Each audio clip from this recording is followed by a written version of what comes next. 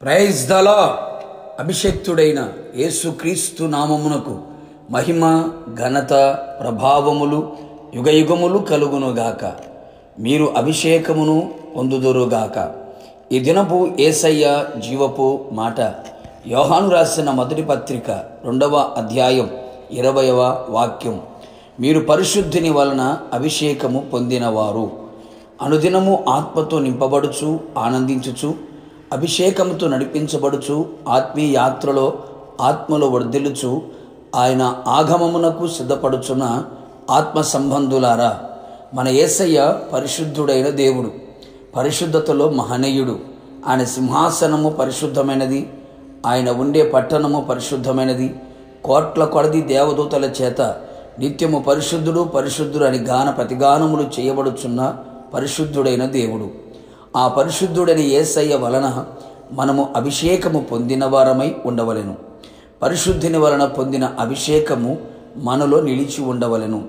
ఆయన ఇచ్చిన అభిషేకము సత్యమే గాని అబద్ధము కాదు. ఆ అభిషేకం మనలో నిలిచి అన్నిటిని గురించి మనకు బోధించుచున్నది. ఆ అభిషేకము ద్వారా మనము సమస్తమును ఎరిగిన వారమై సత్యమును చేయుటకు, సత్యములో నడుచుటకు, మోసకరమైన అనుభవాలకు తలవంచకుండా ప్రభువు కొరకు నిలబడినట్లుగా చేయును.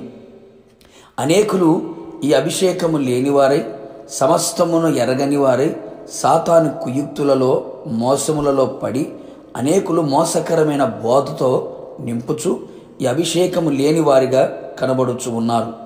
ఈ అభిషేకము మనము పొందుకొని మనం ఉదయములో నిలిచి ఉండినప్పుడు మనము ఆయనలో నిలిచిన వారమగుదుము, బహుగా ఫలించదము, ఆయనకు శిష్యులుగా మారెదము. పరిశుద్ధిని వలన పొందిన అభిషేకము వలన క్రీస్తునందు స్థిరముగా నిలిచి ఉన్నట్లుగా చేయును. అవును ప్రియులారా, ఆ అభిషేకము మన హృదయమును, మన మనస్సును, మన అడుగులను స్థిరముగాను ఆయన కృపలో, విశ్వాసములో, పరిశుద్ధతలో, నీతిలో, యథార్థతలో అంతం వరకు స్థిరముగా నిలుపును. పరిశుద్ధిని వలన పొందిన అభిషేకము చేత అధిక బలమును మనం పొందేదము. నిజమే దైవజనమా, మనం ప్రభు యొక్క మహాశక్తిని బట్టి ఆయన యందు బలవంతులమై ఉండవలెను. అధిక బలము చేత శత్రు బలమును బలహీనము చేసి వాని కార్యములను, కుయుక్తులను, తంత్రములను లయపరచుటకును జయించుటకును అట్టి అధిక బలమును అభిషేకము ద్వారా పొందెదము. మన పితరులు అట్టి అభిషేకము పొందిన వారై అధిక బలవంతులై సింహమును, ఎలుగుమంటిని, గొల్యాతును, శత్రు కార్యములన్నిటినీ జయించిరి. అవును ప్రియులారా, ఈ కడవరి దినములలో, అపాయకరమైన దుర్దినములలో ఆత్మీయులు సహితము పడిపోవచ్చు, పడగొట్టబడుచు పతనం వైపు ప్రయాణము చేయుచున్న ఈ దినములలో అభిషేకము ఎంతైనా అవసరమై ఉన్నది. ప్రభు సన్నిధిలో బాగుగా ప్రార్థించి, ఉపవసించి, కన్నీళ్లు విడిచి ప్రభు పాదాల చెంత చేరి పరిశుద్ధపరుచుకొని ఆయన పాద పద్మములపై నిలిచి అభిషేకముతో నింపబడేదము. ప్రభు రాకడ వరకు మనము స్థిరపడిన వారమై జయించుచు, సమస్తమును గ్రహించుచు, ఆయనకు ప్రీతికరమైన సేవ చేయుచు ఆయన రాకడ కొరకు మనమందరము సిద్ధపడేదము.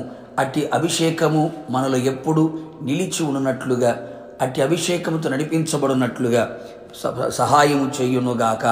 ప్రార్థన.